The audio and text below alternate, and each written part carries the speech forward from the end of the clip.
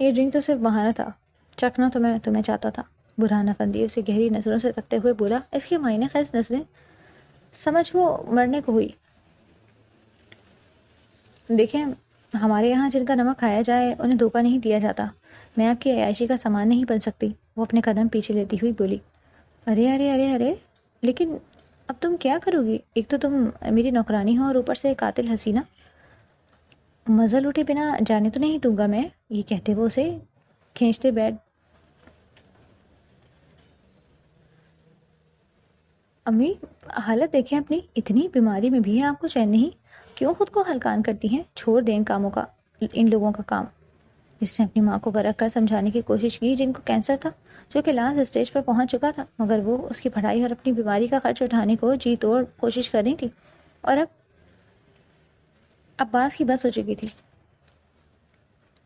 اس نے سوچ لیا تھا کہ اگر اسے اپنی ماں کو زندہ رکھنا ہے، اس کے لیے اگر اسے نوکری بھی کرنی پڑی تو وہ اپنی انا کو سائڈ پر کرتے ہوئے کر لیتی۔ بیٹا، میں کیسے وہاں بھیج دوں تمہیں؟ وہ لوگ امیر تو بہت ہیں مگر بہت ہی عیاش ہیں، اگر تمہیں کچھ ہو گیا تو تمہارے سوا میرا ہے ہی کون؟ اس کی ماں اپنی بہتی ہوئی آنکھوں سے اس کی جانب دیکھتے ہوئے بولی۔ ان کی بھی مجبوری تھی، ان کا شوہر 5 سال پہلے ہی انتقال کر چکا تھا، تب سے وہ اس حویلی میں ملازمت کر رہی تھی۔ اب ان کا کوئی بھی نہیں تھا سوائے چاندنی کے۔ میں نے بہت سن لیا آپ کے سوا میرا بھی تو کوئی نہیں، آپ کو میری قسم آپ مجھے وہاں جانے سے نہیں روکیں گی۔ یہ کہہ کر وہ ان کے ماتھے پر لب رکھ کر انہیں ناشتہ کروا کر ان کی جگہ حویلی چلی گئی کام کرنے۔ یہ ملکوں کی حویلی تھی جہاں ہر ایک انسان میں بلا کا غرور تھا۔ یہاں 2 بھائی علی افندی، احمد افندی اپنی بیوی سائرہ افندی اور عصمت افندی کے ساتھ رہتے تھے۔ ان کی ایک بیوہ بہن روبینہ بھی ان کے ساتھ ہی رہتی تھی، جن کی ایک بیٹی امامہ تھی۔ علی افندی کے 2 بیٹے برہان افندی، تراب افندی اور ایک بیٹی علینا تھی، جبکہ احمد افندی کی 2 بیٹیاں ردا، عائشہ اور ایک بیٹا روحان تھا۔ اس حویلی میں ہر کوئی اپنے کام سے کام رکھتا تھا، مگر اگر عورت کی بات کی جاتی تو انہیں ایک دوسرے کے معاملے میں ٹو لینے کی بہت عادت تھی۔ وہ گھبراتے ہوئے حویلی میں داخل ہوئی تھی جہاں پر سائرہ افندی کروفر سے بیٹھی ہوئی تھی اور اوپر سے نیچے تک اسے گہری اندر تک اترتی نظروں سے دیکھنے لگی۔ اے لڑکی، تمہیں اندر کس نے آنے دیا؟ کہاں سے تعلق ہے تمہارا؟ وہ زیرک نگاہوں سے اسے دیکھتے ہوئے بولی۔ جب وہ گلا کھنگارتے ہوئے بولی، میں آمنہ کی بیٹی ہوں، انہیں کینسر ہے جس کی وجہ سے اب وہ کام پر نہیں آئیں گی، میں ہی ان کی جگہ کام کیا کروں گی۔ وہ اس کی بات پر اٹھ کر اس کے قریب آئی تھی اور اس کی تھوڑی کو اٹھاتے ہوئے اسے آنکھوں میں آنکھیں ڈال کر دیکھا۔ یہ کہنا غلط نہ ہوگا کہ وہ بلا کی خوبصورت تھی، ایک نوکرانی اتنی خوبصورت کیسے ہو سکتی تھی؟ وہ سوچ کر ہی رہ گئی اور سر جھٹکتی ہوئی اپنی جگہ پر دوبارہ جا بیٹھی۔ ٹھیک ہے، جاؤ ریحانہ، اس کو کام سمجھا دو، اسے کیا کیا کرنا ہے، اور لڑکی ادھر مرد ذات کا رونا میرے سامنے مت رونا، کیونکہ پیسے چاہیے تو کرنا تو سب کچھ کرنا پڑے گا۔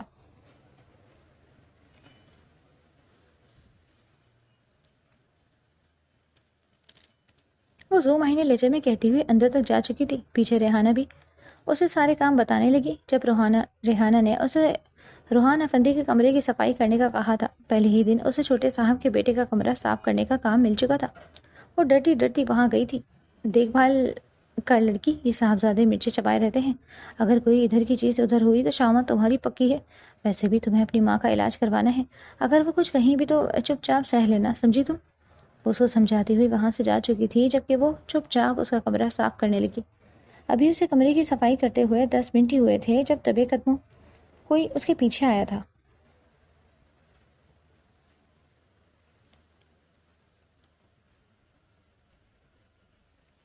اور کسی نے اس کی کمر میں ہاتھ ڈال کر اسے اپنے نزدیک کھینچا تھا کہ اس کی چیخ نکلی۔ اگلے ہی لمحے وہ اسے جھٹکے سے پلٹتے دیوار سے لگا چکا تھا اور اس کے اطراف میں ہاتھ جماتے ہوئے، جبکہ وہ خوف سے پھیلی ہوئی آنکھوں سمت اس آنے والے شخص کو دیکھ رہی تھی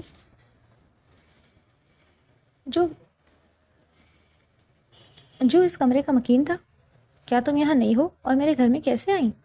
وہ اسے لب دانتوں میں دباتے نگل جانے والی نگاہوں سے دیکھتے ہوئے بولا تھا، مگر اسے یہ کہنا مشکل لگا تھا کہ اس کی آنکھیں نہایت گندی تھیں۔ میں نہیں آئی ہوں یہاں کام کرنے کے لیے، پلیز، مجھے پتہ نہیں تھا، میں دوبارہ یہاں نہیں آؤں گی۔ وہ کپ کپاتی ہوئی آواز میں بولی تھی۔ ماتھے پر پسینہ چمکنے لگا تھا، جبکہ روحان افندی نے گہری نگاہوں سے اسے دیکھتے اس کے ماتھے سے پسینہ اپنی انگلی کے پوروں پر صاف کیا اور اس کے کان میں سلگتی سے سرگوشی کرتے ہوئے بولا، کام؟ میرا بتایا کام کرو گی؟ منہ مانگے پیسے دوں گا۔ اس کی دہکتی ہوئی سانسیں محسوس کر اس نے اسے دھکا دیا اور دروازے کے قریب جا کر کھڑی ہو گئی۔ نہیں، میں ایسی ویسی لڑکی نہیں ہوں، چھوڑے، مجھے کام کرنے جانا ہے، اس نے آنسو بہاتے ہوئے کہا۔ جب وہ ایک ایک قدم اس کی طرف اٹھانے لگا، وہ جان چکی تھی کہ اب اس کی عزت یہاں سیف نہیں، اس لیے وہ باہر بھاگ چکی تھی، جبکہ روحان افندی اس کے ہاتھ سے نکل جانے پر ہاتھ ملتا رہ گیا۔ وہ تو اس کو اپنی دوسری ملازمہ نین سمجھ کر اس کے قریب آیا تھا، جو جوان اور حسین تھی اور اس کے کمرے کی صفائی کرتی تھی۔ اس کے کمتر ہونے کے باعث وہ اس کے ساتھ رنگلیاں کر لیا کرتا، مگر آج جب اس نے یہ دیکھا کہ ایک لڑکی اس کے کمرے میں کام کر رہی ہے تو وہ اسے نین سمجھ کر اسے اپنی آغوش میں بھر چکا تھا۔ مگر اس لڑکی کو دیکھتے وہ چونکا، جو نین تو نہ تھی، مگر یہ کہنا غلط نہ ہوگا کہ وہ نین سے 1000 درجے حسین تھی، اور اس حسین لڑکی پر اب اس کا دل آ گیا تھا۔ آخر اس کو کیسے اپنی مٹھی میں کیا جائے؟ وہ اپنی تھوڑی کھرچتے ہوئے سوچنے لگا، اور یہ سوچتے اس کی آنکھوں میں چمک ابھری، کیونکہ اب سے وہ لڑکی یہی کام کرنے والی تھی۔ یقیناً اس کا ٹاکرا اس لڑکی سے ہوتا رہنے والا تھا۔ وہ بھاگ کر باہر تو آ گئی تھی، اس کا سانس پوری طرح پھول جاتا۔ وہ ڈر گئی تھی، اس کی ماں ٹھیک کہتی تھی، یہاں کے مردوں کی نیت ٹھیک نہیں تھی۔ وہ فوراً سے کچن میں آ گئی، پھر کچن کا کام کرنے لگی، جبکہ ریحانہ نے زیرک نگاہوں سے اس کا یہ بکھرا انداز دیکھا۔ خیر تو یہ لڑکی، اتنی بھی کیا جلدی ہے، کمرے کی صفائی ہو گئی؟ وہ کپ کپاتے ہوئے اسبات میں ہلا گئی۔ ہاں، وہ وہاں کے مالک آ گئے تھے، اس لیے میں آ گئی یہاں پہ، وہ لرزتی ہوئی زبان سے بولی، جس پر ریحانہ اچھا خاصا سمجھ چکی تھی کہ وہ یہاں کیوں آ گئی۔ میری بات کان کھول کر سن لو لڑکی، کبھی بھی مالک پر الزام لگانے کی کوشش مت کرنا، ورنہ پہلے دن ہی اس حویلی سے باہر کر دی جاؤ گی۔ اگر اپنی ماں کا علاج کروانا چاہتی ہو تو اپنی زبان کو لگام دے کر یہاں کام کرنا پڑے گا، سمجھی؟ وہ اس کا بازو دبوچتے ہوئے اسے باور کرواتی ہوئی بولی، جبکہ کئی آنسو اس کے چہرے پر بکھرتے چلے گئے تھے۔ شام کو جب وہ اپنے گھر واپس لوٹی تو اس کی ماں نے اسے غور سے دیکھا۔ کیا تم ٹھیک ہو؟ وہاں تمہارے ساتھ کسی نے کچھ غلط تو نہیں کیا؟ وہ اسے دیکھتے ہوئے خوف والی نگاہوں سے بولی تھی، جب وہ نفی میں سر ہلا کر رہ گئی۔ نہیں امی، کوئی ایسا کیوں کرے گا، میرے ساتھ سارے بہت اچھے ہیں، میں نے اپنا کام کیا اور سیدھے گھر آ گئی، اور فکر مت کریں، آپ اس حالت میں نہیں ہیں، میری پریشانی بھی لیں، وہ انہیں سمجھاتے ہوئے بولی، جس پر وہ نم آنکھوں سے مسکرا دی تھی۔ ان کی بیٹی اتنی بڑی کب ہو گئی تھی کہ اپنی ماں کو سنبھالے؟ ابھی تو وہ محض 20 سال کی تھی، میری وجہ سے تمہیں اپنی پڑھائی چھوڑنی پڑی، اس بات کا مجھے بہت افسوس ہے، وہ روتے ہوئے بولی، جس پر وہ انہیں سینے سے لگا گئی۔ امی، آپ کے علاوہ میرا کوئی نہیں ہے، میں آپ کو بھی کھونا نہیں چاہتی، پلیز ایسی باتیں مت کریں، میرا دل دکھتا ہے ایسی باتوں سے۔ ان کے سینے سے لگ کر لیٹ چکی تھی، اور کچھ دیر بعد اس نے اپنے ہاتھوں سے اپنی ماں کو کھانا کھلایا اور انہیں گلے لگا کر سو گئی۔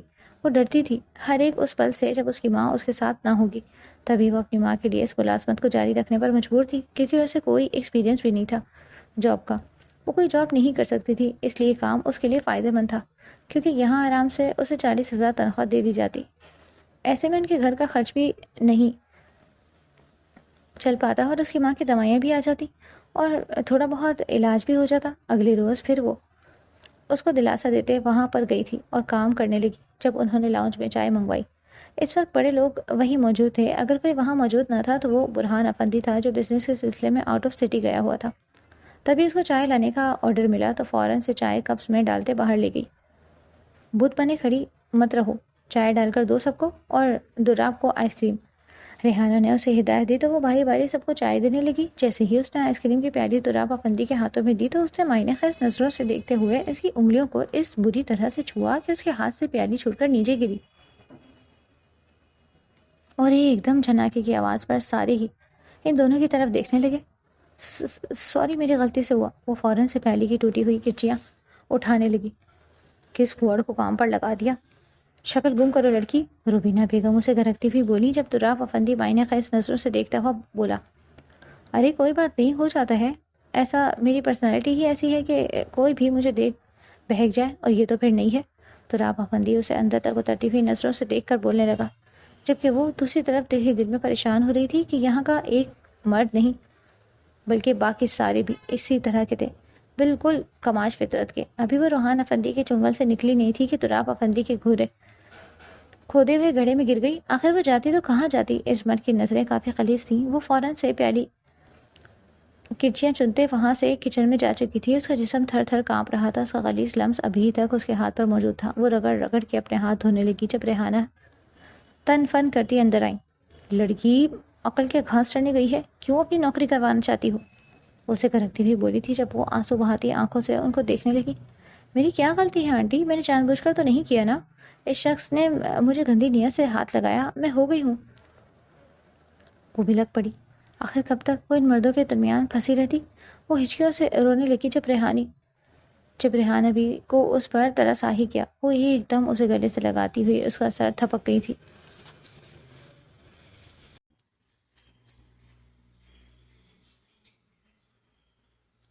تم فکر مت کرو اور جاؤ، بی بی کے کمرے میں لڑکوں کی نظر میں کم آؤ گی تو عزت محفوظ رہے گی۔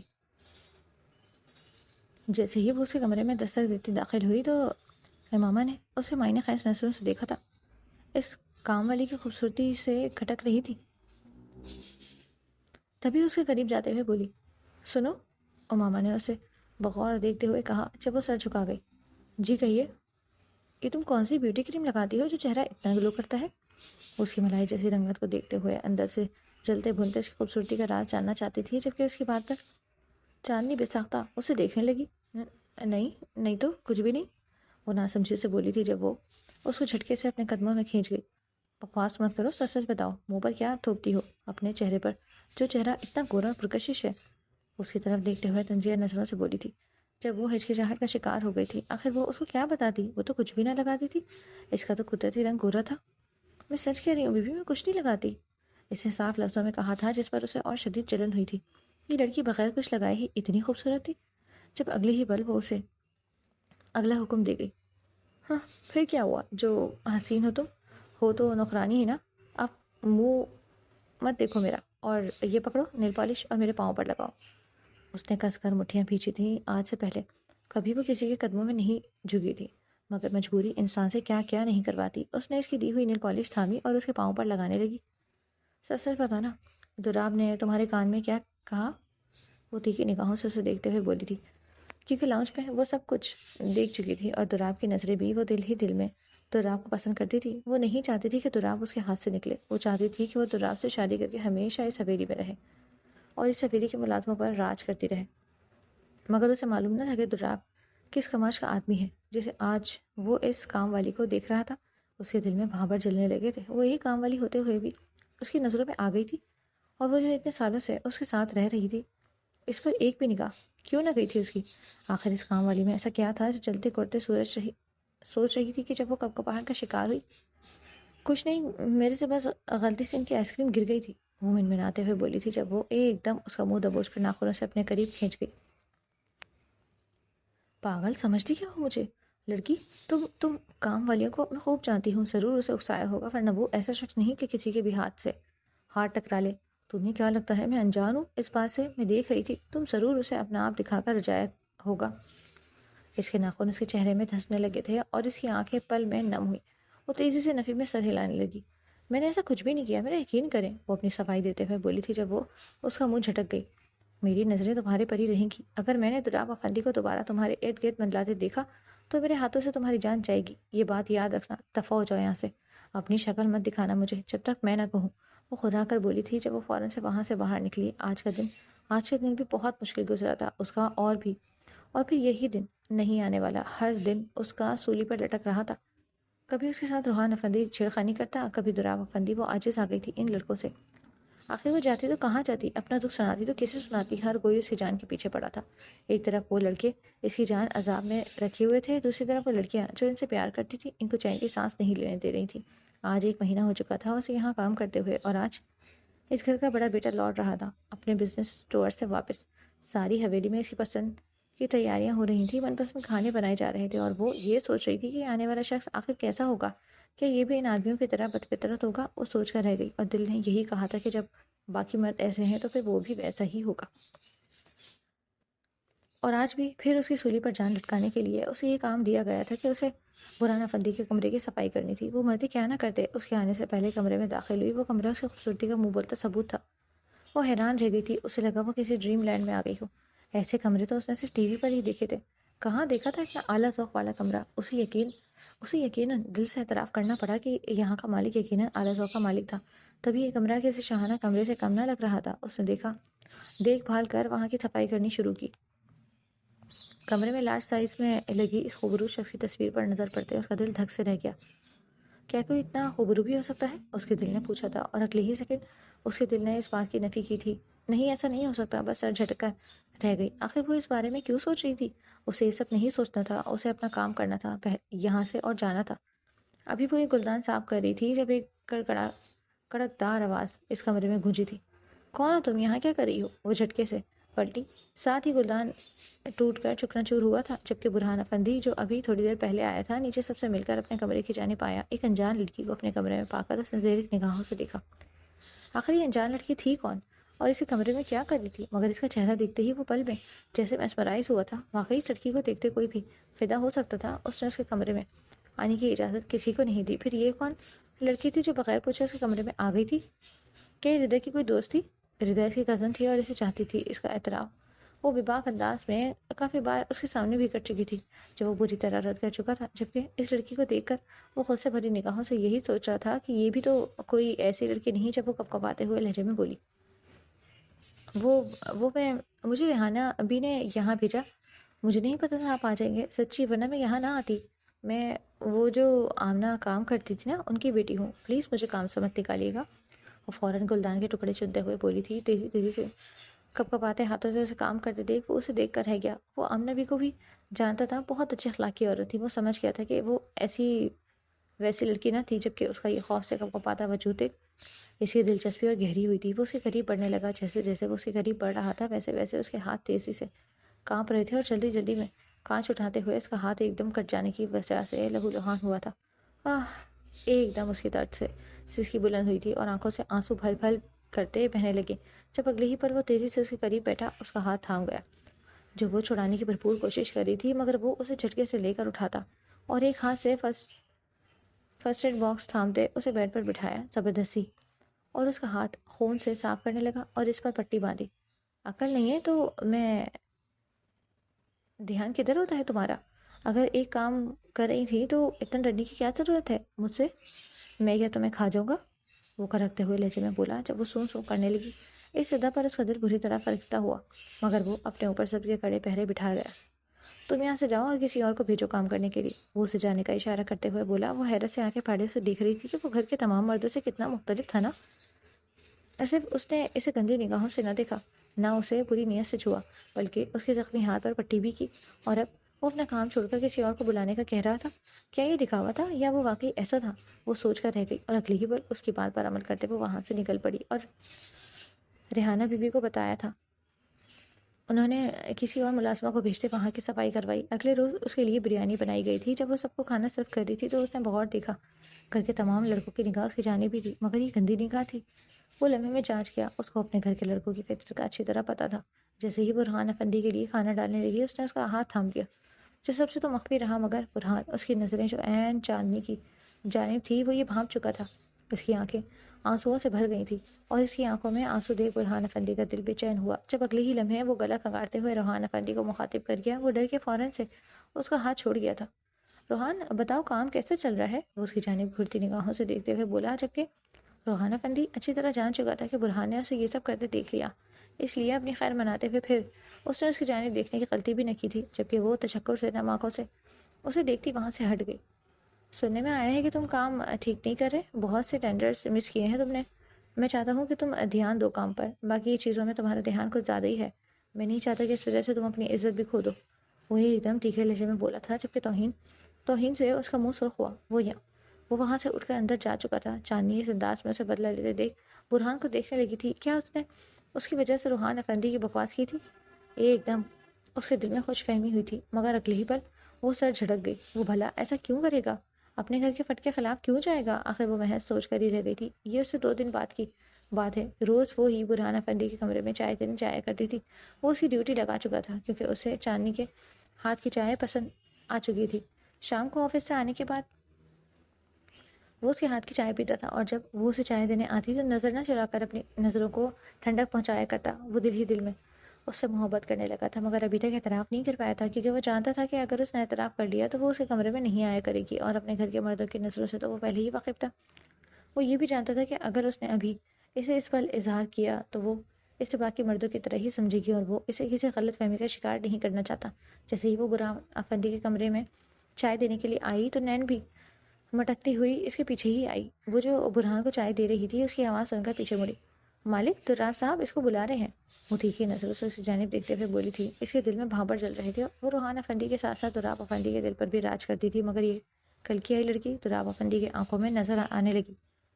یہ وہ بھانپ چکی تھی کہ جیسے وہ اس کے ساتھ ہر رات رنگین کرتا تھا، وہ اس لڑکی کے ساتھ بھی رات رنگین ہی کرنا چاہتا تھا۔ تبھی اس کے دل جلا رہا تھا اور اس کی ایک ایک لفظ سے زہر ٹپک رہا تھا۔ یہ بات برہان اور اس سے صاف محسوس کی تھی۔ مگر میں گھر جا رہی ہوں آج، ویسے بھی مجھے دیر ہو گئی ہے، 8 بج گئے ہیں، اماں میرا انتظار کر رہی ہوں گی، گھر میں کوئی بھی نہیں ہے، میں کل ان کی بات سن لوں گی۔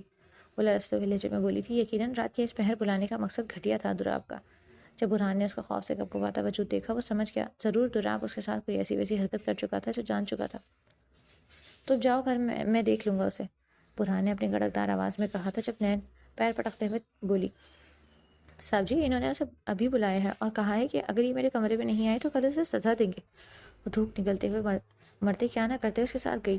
برہان دوسری طرف یہ سوچ رہا تھا کہ آخر وہ کیا کرنا چاہتا تھا۔ جیسے ہی وہ کمرے میں آئی، نین پیچھے سے کمرہ بند کر کے جا چکی تھی، جبکہ اس کمرے کے خوفناک ماحول کو محسوس کر اس کی جان لبوں پر آئی، کیونکہ دراب افندی شرٹ لیس اپنے بیڈ پر بیٹھا تھا اور اسے اپنے قریب آنے کا اشارہ کر رہا تھا، جبکہ وہ خوف سے تھر تھر کانپنے لگی۔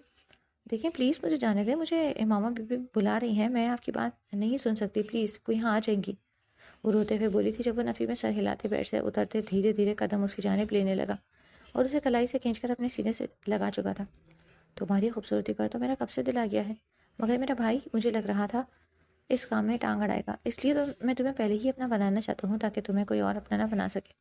اس کی گردن پر دانت کاٹے بولا جب وہ سزک اٹھی اور اسے خود سے دور ہٹانے کی کوشش کرنے لگی جب وہ اس کے آستین پھاڑ چکا تھا۔ وہ چیخنے لگی جب اگلے پل وہ اس کے ہونٹوں پہ اپنی انگلیاں رکھتا، اس کی چیخ اس کے گلے میں ہی گھونٹ چکا تھا۔ وہ اس سے چھوٹنے کی بھرپور کوشش کر رہی تھی جب وہ اسے پیٹ پر دھکا دے چکا۔ پلیز رحم کریں، مجھے یہاں سے جانے دیں، میں کسی کو کچھ نہیں بتاؤں گی، وہ ڈرتے ہوئے بولی تھی جب وہ ایک دم کہکا لگا گیا۔ کتنی بھولی ہو تم، تمہیں کیا لگتا ہے میرے ایک دلیل دینے کے باوجود تمہیں کوئی سویلی میں کام کرنے دے گا؟ نہ بی بی، وہ تمہیں اس سویلی سے نکال باہر کریں گے۔ وہ یار ہنستے ہوئے اس کے اوپر جھکتے ہوئے بولا تھا۔ وہ اس کے اوپر پورے کا پورا قابض ہو چکا تھا، جبکہ وہ اپنی عزت کی دہائیاں دینے لگی۔ جب ایک قدم زور زور سے دروازہ بجنے لگا تو اس نے تیز نگاہ سے دروازے کو دیکھا۔ اس نے نین کو کہا بھی تھا کہ کوئی اسے ڈسٹرب نہ کرے، مگر یہ کون تھا جو اس پر آ گیا تھا؟ اس کا موڈ بیڑا غرق ہوا جب وہ اسے خونخوار نظروں سے دیکھتے ہوئے واش روم میں جانے کا کہہ گیا۔ ادھر جا کر چھپ جاؤ، اگر باہر والے کو کسی کو بھی اندازہ ہوا کہ تم یہاں ہو تو یقین جانو ایسی حالت کروں گا کہ رات تک تم اٹھنے کے قابل نہیں بچو گے۔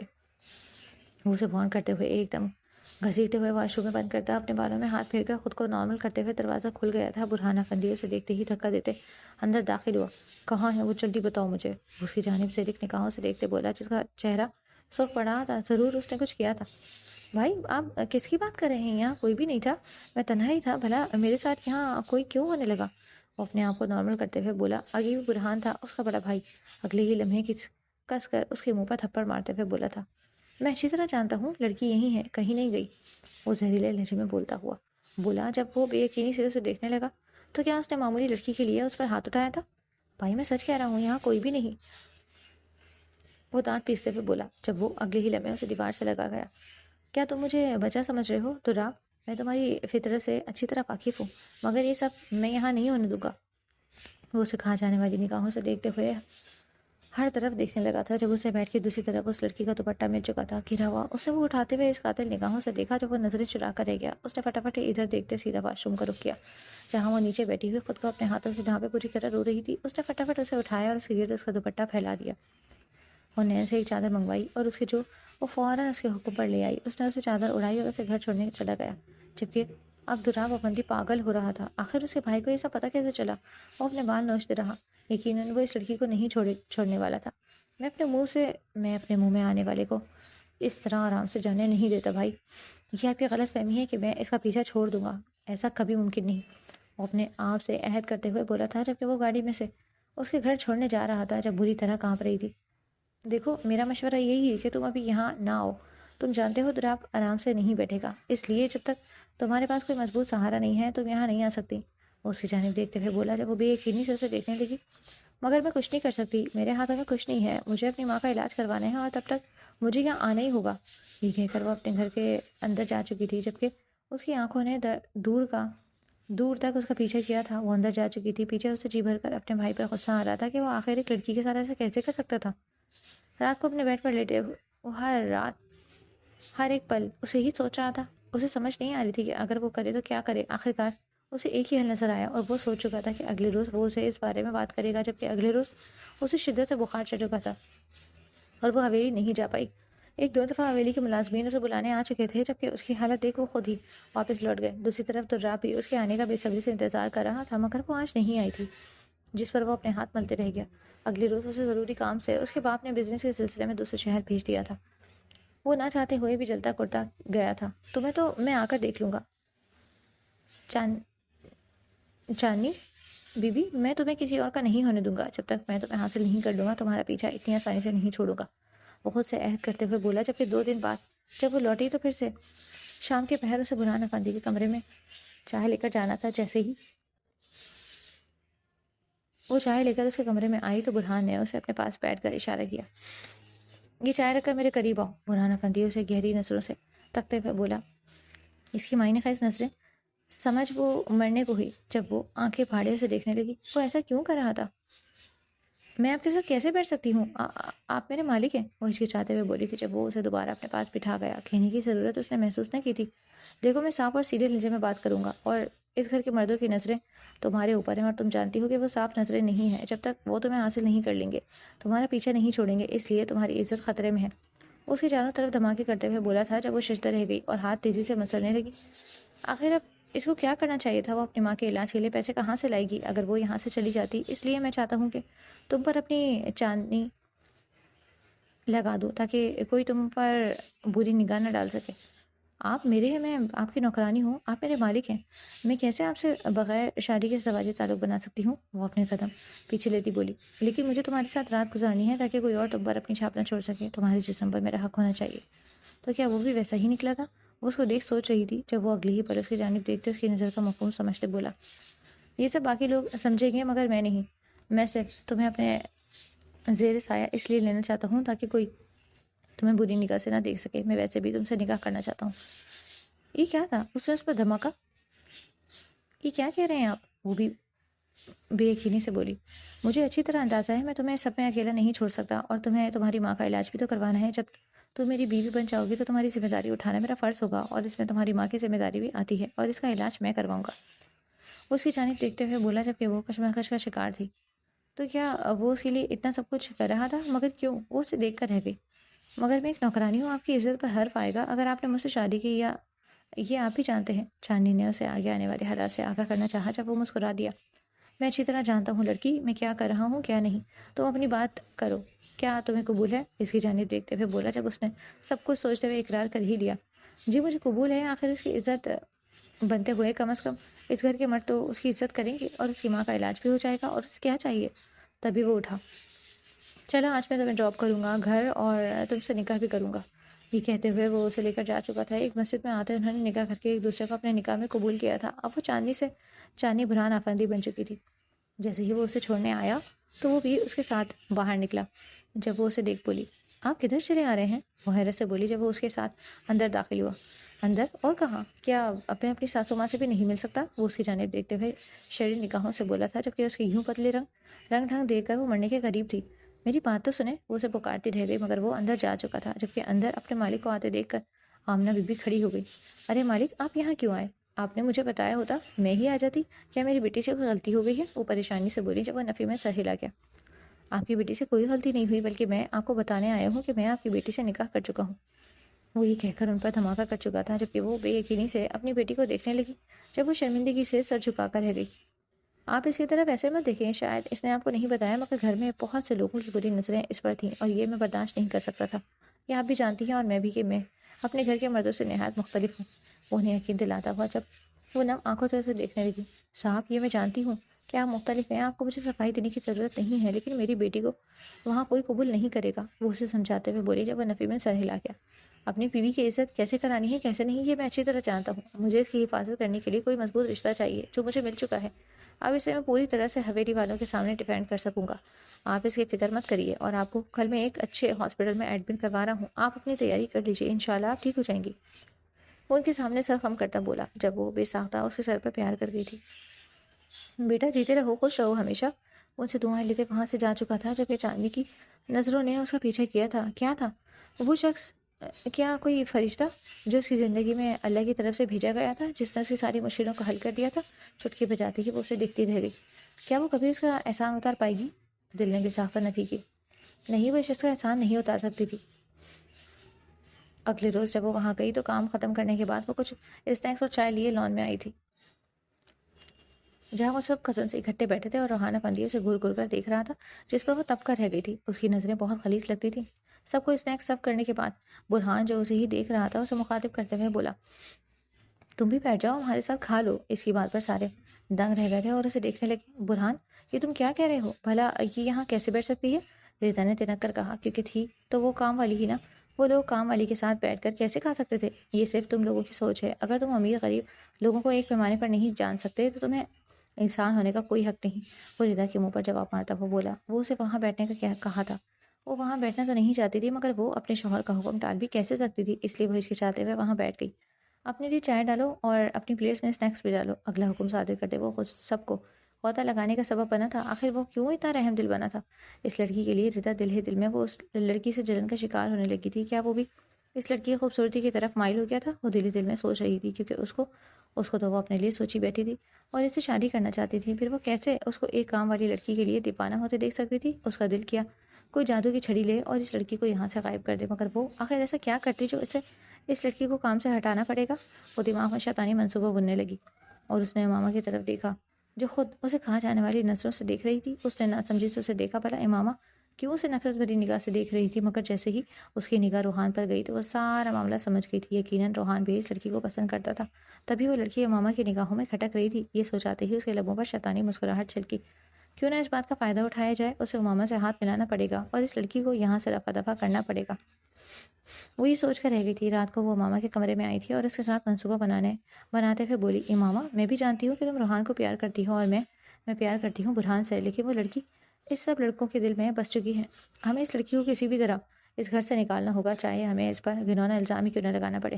وہ اس کی جانب دیکھتے شادرانہ ہنسی ہنستے بولی کیوں نہیں، میں اس میں تمہارا پورا ساتھ دوں گی۔ جب میں اس لڑکی کو روحان کی آنکھوں میں دیکھتی ہوں میرا خون کھول اٹھتا ہے۔ مجھے اس لڑکی کو جلد از جلد روحان کی نظروں سے دور کرنا ہے تاکہ اس کی نظروں میں صرف میں بس سکوں۔ وہ نفرت سے بولی تھی جب وہ دونوں ہی گھٹیا منصوبہ بنتی ہوئی ہنس دی۔ اگلا آنے والا کل چاندنی کے لیے بہت ہی حیران کن ہونے والا تھا۔ یہ کوئی نہیں جانتا تھا، مگر جیسے ہی اگلی صبح وہ کام پر آنے لگی برہان افندی اسے گاڑی میں لیے آیا۔ جب وہ نہ سمجھے سے اسے دیکھنے لگی آپ یہاں؟ میں حویلی ہی آ رہی تھی، اس کو دیکھتے ہوئے انجان بنتی بولی جب وہ اس کی جانب دیکھ کر رہ گیا۔ ہاں، کیونکہ ہم حویلی نہیں جا رہے۔ جیسے ہی وہ اس کے ساتھ فرنٹ سیٹ پر آ کے بیٹھی برہان افندی نے اس کی معلومات میں اضافہ کیا۔ تو پھر ہم کہاں جا رہے ہیں؟ وہ اس سے پوچھتے بولی ہوٹل جا رہے ہیں، آج تمہیں شاپنگ کروانی ہے اور تمہیں تمہاری امی سے بھی تو ملوانا ہے۔ یہ کہتے وہ اسے خوش کر گیا۔ کیا واقعی سچ کہہ رہے ہیں؟ وہ آنکھوں میں محبت کی جگنی لیے بولی جس پر وہ سرخم کر کے رہ گیا۔ اور پھر ایسا ہی ہوا تھا، پہلے اس نے اس کی ماں سے ملوایا تھا اور پھر اسے شاپنگ کروانے کے لیے گیا۔ وہ حیرت بھری نگاہوں سے اتنے مہنگے کپڑوں کو دیکھ رہی تھی جبکہ وہ ایک کے بعد ایک ڈریس اس کے ساتھ لگاتا خریدتا چلا جا رہا تھا، جبکہ اسے ہول اٹھنے والے ہو گئے تھے۔ یہ کیا کر رہے ہیں آپ؟ اتنے کپڑے کیوں خرید رہے ہیں؟ میں اتنے کپڑوں کا کیا کروں گی؟ اتنے مہنگے ہیں یہ۔ وہ اس کا بازو کھینچتے ہوئے بولی تھی جبکہ وہ نرم نگاہوں سے اس کے ہاتھ کو دیکھنے لگا جس سے اس کا بازو تھام رکھا تھا۔ اگلے ہی پل وہ جھٹکے سے اسے ہاتھ چھڑا گئی تھی۔ سوری، مجھے پتہ نہیں چلا، وہ سرخ چہرے سے بولی جب اگلے ہی لمحے وہ اپنا بازو پھیلاتے اسے اپنی آغوش میں پڑ چکا تھا اور وہ اسے دیکھنے لگی۔ یہ کیا کر رہے ہیں؟ ہم مال میں ہیں، ہمیں یہاں کوئی بھی دیکھ سکتا ہے، وہ خوف بھری نظروں سے بولی تھی جب وہ اس کی آنکھوں میں آنکھیں گاڑے بولا لڑکی، تمہاری آنکھوں میں یہ ڈر کیسا ہے؟ کیا تمہیں نہیں پتا کیا تم کس کی بیوی ہو؟ آئندہ تمہاری آنکھوں میں یہ خوف نہ دیکھوں جب تک میں تمہارے ساتھ ہوں۔ لوگوں کی آنکھوں میں آنکھیں ڈال کر دیکھا کرو۔ وہ اس کی آنکھوں پر لب رکھتے ہوئے بولا جبکہ وہ شرم سے سرخ پڑ چکی تھی اور پھر اس کے لاکھ نانا کرنے کے باوجود وہ اسے ڈھیر اور ڈھیر چیزیں خریدتا دیتا گیا۔ اور اب وہ آرام سے ایک ریسٹورینٹ میں بیٹھے کھانا کھا رہے تھے جبکہ وہ شرمائی لجائی سی بیٹھی ہوئی تھی اور برہان اسے وارفتگی سے دیکھ رہا تھا۔ دیکھ رہا ہوں تمہارا چہرہ، وہ چہرہ بن چکا ہے میرے لیے جس کے سوا کوئی اور زیادہ نہیں دیکھتا۔ وہ والہانہ چاہت بھرے انداز میں بولا تو وہ شرم سے سرخ پڑتا ہے اپنی لرزتی پلکیں جھکا کے۔ اسے اس کی آنکھوں میں دیکھا نہیں جا رہا تھا۔ اس نے درا افندی اور روحان افندی کی نظر محسوس کی تھی، وہ صاف غلاظت سے بھری تھی، مگر برہان افندی کی نظروں میں اسے چاہت نظر آتی تھی، عزت نظر آتی تھی، وہ چاہ کر بھی نظروں کو برا نہیں کہہ سکتی تھی۔ ان نظروں سے اسے عقیدت محسوس ہوتی تھی، مگر وہاں سے گزرتے دراپا فندی کی نظریں اب ان پر پڑی تو اس کو اپنی نظروں پر یقین نہیں آیا۔ وہ بے یقینی تو رہ گئی تھی۔ برہان افندی اس کا اپنا بھائی جو اس لڑکی سے اسے دور رہنے کا کہہ رہا تھا، اب اسے کھانے پر لے کر آیا تھا۔ یہ دیکھ اس کی آنکھیں غصے سے پھر گئی۔ اس نے فوراً ان کی 2 کلپس اور پک بنائی اور وہاں سے چلا گیا۔ اب تو اس لڑکی پر ہاتھ دھرنے میں اور بھی مزہ آنے والا ہے۔ یقیناً وہ اس کے بھائی کے ساتھ پہلے ہی رات رنگین کر چکی تھی۔ یہ سوچ ذہن میں آتے ہی اس کے دل میں غصہ تو ابھرا، مگر یہ سوچ کر کہ اب آسانی سے اس پہ ہاتھ ڈال سکے گا۔ وہ خوش تھا۔ وہ تو آج دوسرے شہر سے آتے ہوئے اپنی کو شاپنگ کے لیے آیا تھا، مگر یہاں کا منظر دیکھ اس کی خوشی کی انتہا نہ رہی۔ یقیناً آج رات وہ بھی اس کے ساتھ رنگین کرے گا۔ یہ سوچ آتے ہی وہ مزے سے واپس لوٹ گیا، مگر آج تو وہ آئی ہی نہیں تھی۔ اگلے روز جب وہ کام پر آئی تو وہ لوگ پہلے ہی شاطرانہ منصوبہ بن چکے تھے۔ انہوں نے سوچا تھا کہ اسے روحان افندی کے کمرے میں بھیجیں گے، مگر دراب کو اس کے لیے یوں پاگل ہوتے دیکھ دونوں ہی شریر انداز میں مسکراتی۔ یقیناً انہیں اس لڑکی کو دراب کے کمرے میں بھیجنا چاہیے تھا۔ تبھی وہ پروفر سے اس کے قریب آئی۔ یہ پکڑو کھانا، دراب تھکا آیا ہے کافی دیر سے، اس نے اچھا کھانا نہیں کھایا، یہ کھانا اس کے فارم ہاؤس والے کمرے میں لے جاؤ۔ جی مگر میں کیسے؟ وہ کپکپاتے ہوئے بولی۔ اسے ابھی تک یاد تھا کہ اس نے اس کا کیا حال کیا تھا۔ وہ مر کے بھی اس کے کمرے میں نہیں جانا چاہتی تھی۔ اس نے اعتراف میں نظریں دوڑائیں، اسے برہان کہیں نظر نہ آیا اور وہ ابھی تک لوٹا بھی نہ تھا۔ اور ہاں، دراب وہاں نہیں ہے، حویلی کے بیک سائڈ پر ہے جو فارم ہاؤس ہے، وہاں اس کا کھانا وہاں لے جاؤ۔ یہ کہتے وہ دونوں مسکراتی جبکہ وہ مرے قدموں سے وہاں جانے لگی تھی۔ راستے میں اسے ریحانہ بی بی ملی۔ تم کہاں جا رہی ہو؟ وریدہ بی اور امامہ بی بی نے کہا ہے کہ یہ کھانا دراب کے پاس لے کر جانا ہے اور خاص مجھے ہی لے کے جانا ہے۔ وہ آنکھوں میں نمی لیے ان سے بولی تھی جب وہ ان کا مقصد اچھی طرح سے سمجھ گئی تھی۔ پلیز اگر آپ کو برہان صاحب دکھیں تو ان سے کہیے گا کہ انہوں نے مجھے پیچھے فارم ہاؤس میں بھیجا ہے، پلیز انہیں کال کر کے بلائیں۔ ریحانہ بھی ہی وہاں، ورنہ بہت بڑا قہر نازل ہو جائے گا۔ یہ کہتے وہ مرے قدموں سے جانے لگی جبکہ ریحانہ بھی، جو کہ کچھ ہی دنوں میں اسے لگاؤ رکھنے لگی تھی، اس کے لیے پریشان ہوتے فوراً اندر جاتے چھپ کر برہان کو کال کرنے لگی۔ وہ جو حویلی سے کچھ ہی دور تھا، گھر سے کال آنے پر وہ فوراً کال ریسیو کر گیا۔ برہان صاحب جہاں بھی ہیں آپ جلدی آئیے، میں دراب صاحب نے چاندنی کو اپنے کمرے میں بلوایا اور یقیناً وہ اس کے ساتھ کچھ غلط کرنے کا ارادہ رکھتے ہیں۔ وہ فوراً سے بولی جبکہ اس کے ماتھے پر بل پڑے۔ ریحانہ بھی چاہے جو ہو جائے اسے چاندنی کے ساتھ کچھ نہیں کرنے دینا، آپ نے کچھ بھی کر کے روکے اسے۔ وہ تیز ڈرائیونگ کرتے بولا تھا جب کال کٹنے پر وہ اسے اپنے ماتھے پر ہاتھ مار کر بولا شٹ شٹ شٹ۔ وہ تیزی سے ڈرائیونگ کرنے لگا تھا۔ جیسے ہی وہ وہاں آئی دراب کے ساتھ روحان کو وہاں دیکھ کر اس کی حیرت سے آنکھیں پھٹی کی پھٹی رہ گئی۔ ارے لڑکی، تمہیں کیا لگا کہ ہم اتنی آسانی سے جانے دیں گے؟ کتنی بے وقوف ہو تم! کیا تم نے ہمیں پاگل سمجھ رکھا ہے؟ دوسری طرف تو ہمارے بھائی کے راتیں حسین بناتی ہو اور ہمارے سامنے شرافت دار ہونے کا ڈھونگ رچاتی ہو۔ ایسی لڑکیوں کی کھال اترنا ہمیں اچھی طرح سے آتا ہے۔ اب تو تم میلی ہو چکی ہو، کیوں نہ ہم بھی تم پر اپنے ہاتھ صاف کر لیں اور تمہاری مخملی بدن کو چھو کر اس کی راحتوں کی لذت اٹھائیں۔ اب تو تمہیں بچانے کے لیے بھی بھائی نہیں آئیں گے۔ دراب اور روحان سے دونوں طرف سے پکڑتے ہوئے بولے جبکہ وہ کھانا نیچے گراتے چلانے لگی تھی۔ نہیں نہیں، خدا را ایسا مت کریں، خدا کے خوف سے ڈرے ہیں، مجھے جانے دیں، میں یہ سب نہیں کر سکتی۔ وہ چیخ رہی تھی، چلا رہی تھی، مگر کوئی بھی اس کی مدد کو نہیں آ رہا تھا۔ اس سے پہلے کہ وہ اس پر بری نیت سے جھکتے ایک دم نوری اور امامہ حویلی والوں کے لیے وہاں آئیں۔ کیا ہو رہا ہے یہ؟ احمد افندی غصے سے دھاڑتے ہوئے بولے جب وہ تھر تھر کانپنے لگی جبکہ روحان اور دراب بھی ایک دوسرے کو حیرت سے دیکھنے لگے تھے۔ آخر ان لوگوں کو یہاں کس نے بھیجا تھا؟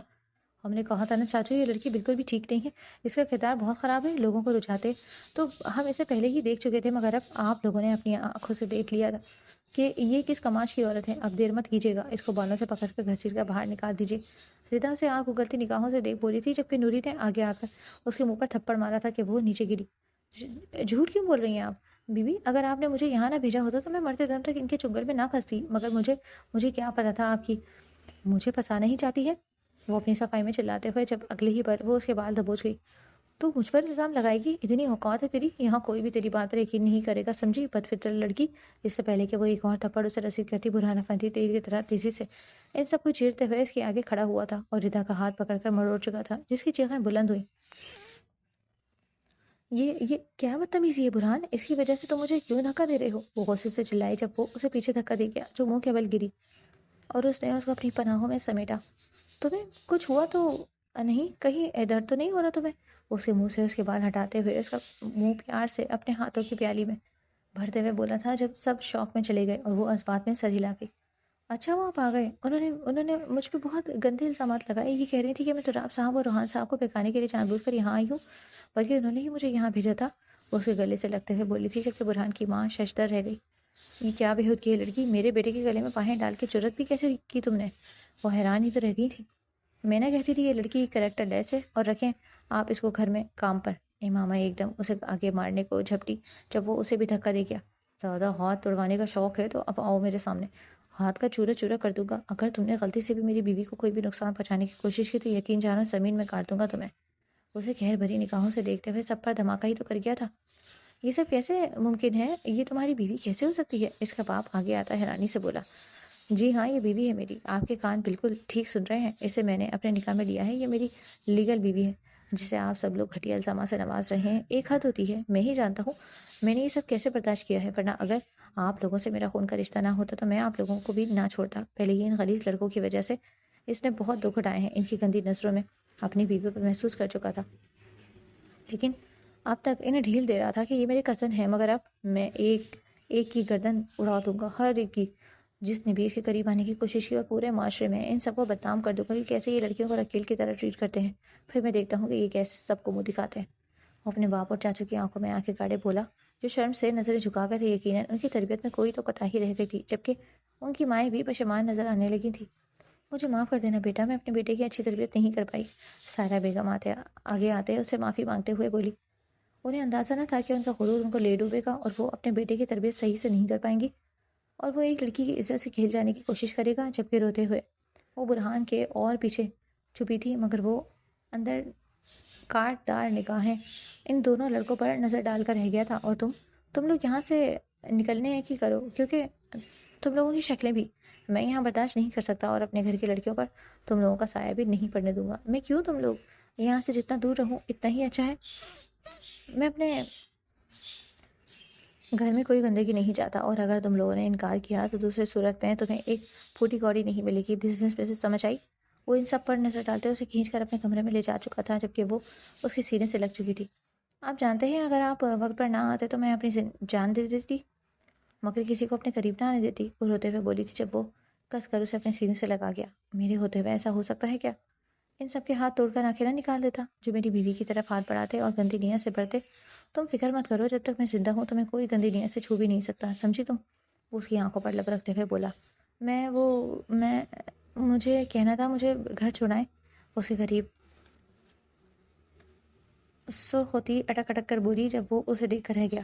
نہ بیگم، اب تو تم لیگلی میری ہو، پھر تم نے کیسے سوچ لیا کہ آج رات تمہیں بخش دوں گا میں؟ اور اب تو سب جانتے ہیں کہ تم میری سردارنی ہو، اس لحاظ سے تو ہماری آج ویڈنگ نائٹ ہے۔ وہ ایک لال جوڑا نکالتے اسے دیتا ہوا بولا، اور واش روم میں دھکیل گیا۔ اب دیر مت کرو، میرے صبر کا امتحان مت لو، اسے پہنو اور فوراً باہر آؤ۔ وہ اس کو آرڈر دیتے ہوئے بولا تھا۔ وہ شرم سے سرخ ہوئی۔ آپ میں کوئی شرم آیا باقی ہے کہ نہیں؟ وہ آنکھیں پٹپٹائے ہوئے بولی، جب برہان کے گھوری نوازنے پر فوراً سے لال لباس میں باہر آئی تھی، جبکہ وہ اس کی جان لیوا خوبصورتی میں کھو سا گیا تھا۔ جیسے اگلے ہی پل وہ اسے قریب ہوتے اسے اپنے سینے سے لگاتا اس کو اپنی آغوش میں بھر گیا اور اسے والہانہ چاہت سے چومنے لگا۔ تم نہیں جانتی میں نے خود اب تک تمہارے قریب آنے سے کیسے روکا۔ تم سے تو پہلی محبت کا ہی شکار ہو گیا تھا میں، مگر تمہاری طرف پیش قدمی نہیں کی، کیونکہ میں جانتا تھا تم اس حویلی کے ہر ایک مرد سے ڈرتی ہو۔ اگر میں ہی تمہارے سے اظہار محبت کر دیتا تو شاید تم بھی مجھے ان تمام مردوں کی طرح غلیظ سمجھتی، مگر میں اپنی محبت کی آنکھوں میں خود کو گرتے ہوئے نہیں دیکھ سکتا تھا۔ مگر اب تو تمہاری آنکھوں میں محبت کے رنگ دیکھ کر مجھ سے برداشت کرنا ناممکن ہو گیا ہے، اس لیے تو میں خود میں سمیٹنا چاہتا ہوں۔ وہ اسے بیڈ پر لیٹاتے اس کے اوپر جھکتے ہوئے بولا تھا، جب وہ شرم سے اپنے چہرے کو ڈھانپ گئی۔ دیکھیں، آپ میری زندگی میں آنے والے پہلے مرد تھے۔ آپ سے میری زندگی میں پہلے جتنے بھی مرد آئے ان سے آخر حد تک خوف محسوس کیا ہے میں نہیں جانتی تھی کہ آپ جیسے شخص میں زندگی میں ہوتا ہے، مگر اب آپ کو دیکھ کر کہہ سکتی ہوں کہ میں تمام زندگی آپ کے ساتھ آپ کی بن کر ہی گزارنا چاہتی ہوں۔ وہ سیریٹ پائیں حائل کرتے ہوئے بولی، جبکہ وہ اس کے لبوں کو اپنے لبوں میں قید کر چکا تھا اور اسے اپنا بنانے میں مصروف تھا، جب لمحہ بلمحہ اس کی جنون خیزیاں بڑھتی جا رہی تھیں۔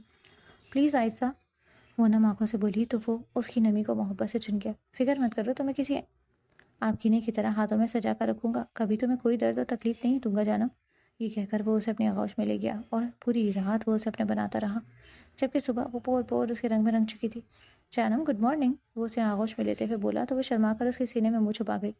مجھے چھوڑ تو نہیں دیں گے نا؟ آپ کی چاہت کا رنگ ہمیشہ ایسے ہی گہرا رہے گا نا؟ وہ اس کی آنکھوں میں دیکھتے ہوئے امید لیے بولی تھی، جب وہ اپنا سرخم کر کے رہ گیا، اپنی آخری سانس تک یہ کہتے ہوئے اس کے لبوں پر مہر لگا چکا تھا۔